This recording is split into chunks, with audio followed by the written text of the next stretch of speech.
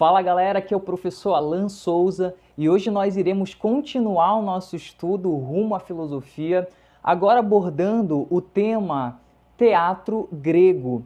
Gente, o teatro grego ele vai ser muito difundido entre os séculos VI a.C. e século IV a.C. A gente vê aí que mais ou menos no período conhecido como pré-socrático e ali o início do período socrático. O teatro grego vai ser muito importante dentro do cenário cultural grego.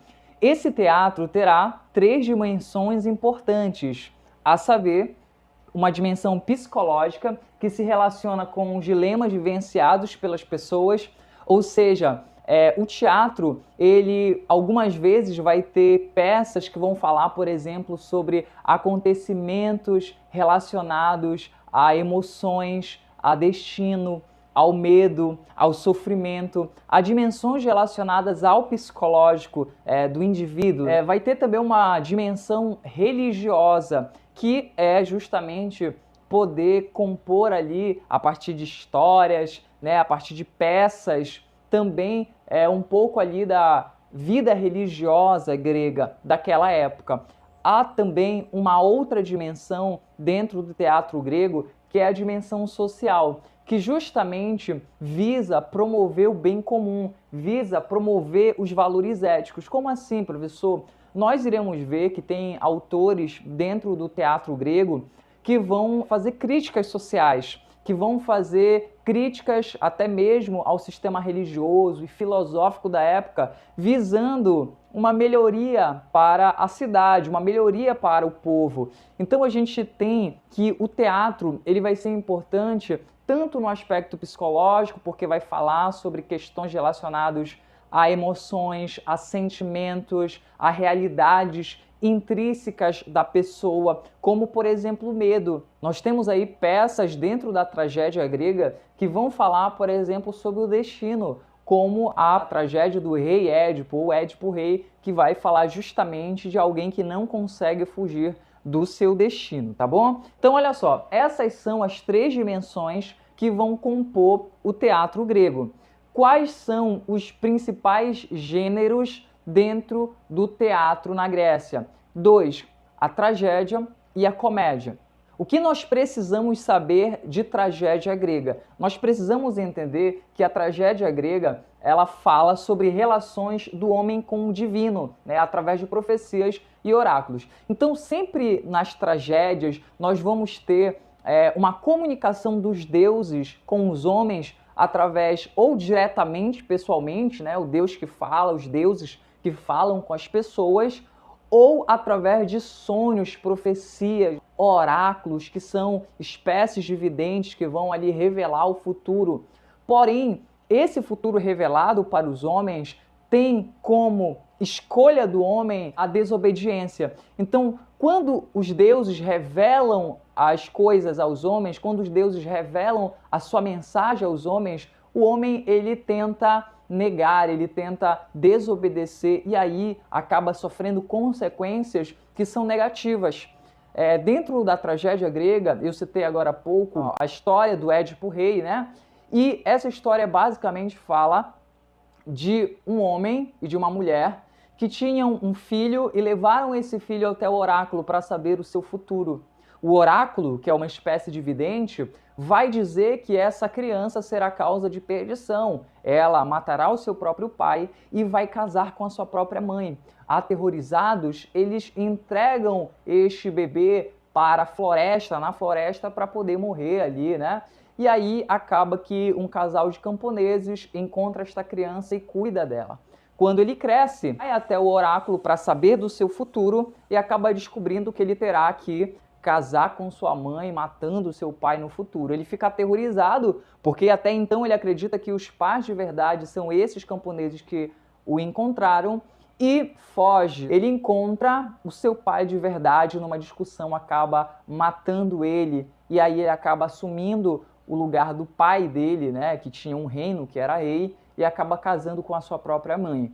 Esse conto, essa tragédia grega, fala justamente da ideia de que você não pode fugir do seu destino. Então a gente tem aí uma dimensão psicológica, a gente tem aí uma dimensão também religiosa, porque os deuses não podem ser questionados, não podem ser contestados.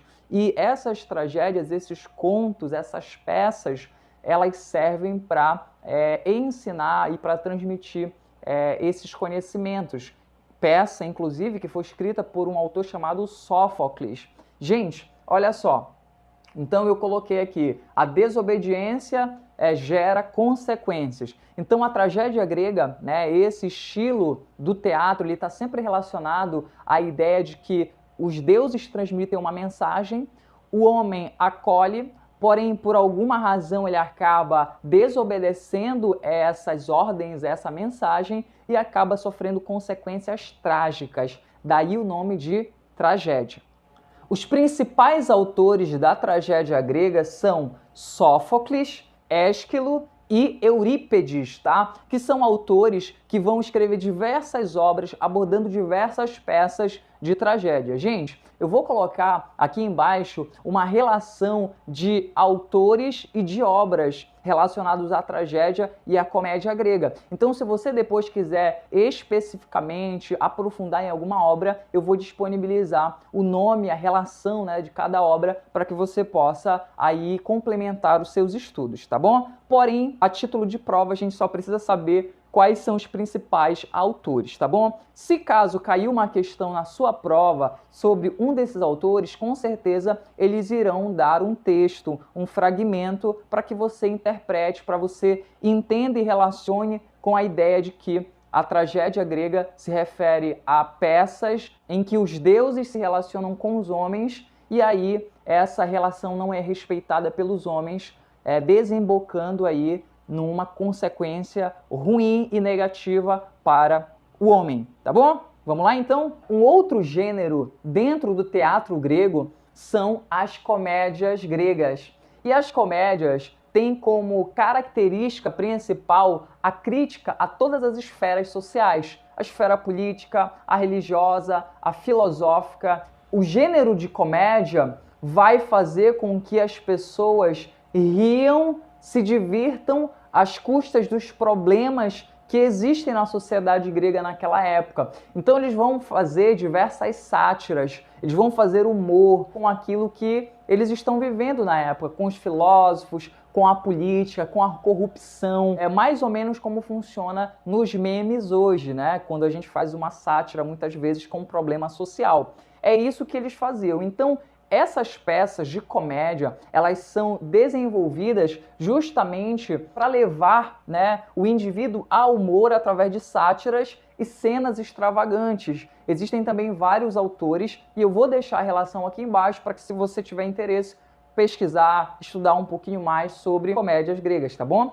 Então, olha só, galera, eu falei hoje sobre dois gêneros muito importantes dentro do teatro grego. Esse não é um tema que costuma cair muito, mas quando cai é interessante você distinguir quais são as ideias principais. A tragédia grega tem esse lado um pouco mais triste das realidades humanas, porque geralmente se relacionam a uma consequência que as pessoas sofrem, e a comédia grega já fala sobre críticas, né? Nós temos vários autores que vão fazer críticas ao sistema político, econômico, filosófico da época. Lembrando que essas características, a dimensão psicológica, a dimensão religiosa e a dimensão social, estão inseridas dentro desses estilos, tanto da tragédia quanto da comédia. Por quê? Porque aqui nós temos dimensões psicológicas, nós temos temas que abordam a dimensão social, como por exemplo nas comédias. Olha só, a comédia, ela vai abordar essa questão social, né, de crítica, de indagação, para justamente executar a sua função, que é a crítica, né? A comédia visa a crítica. Galera, se você gostou do vídeo, compartilha com quem precisa, comenta as tuas dúvidas aqui embaixo e até a próxima.